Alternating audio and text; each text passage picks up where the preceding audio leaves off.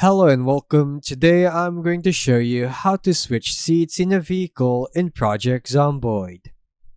First, get inside the car. Once you're inside the car with other seats available, you can change which seat your character occupies. To switch seats quickly, press the Z key on your keyboard while you're in the vehicle. This brings up the seat selection panel that shows your character's current seat and all available seats in that car. You can click the seat you want or press the number shown next to it to move there instantly. This is especially useful if you got into the wrong seat, like entering through the passenger door, or if you want to move to the driver's seat before starting the engine. You can also open the regular vehicle radial menu with V and select Switch Seat from there. But the Z shortcut is faster when you're already inside and need to move around quickly.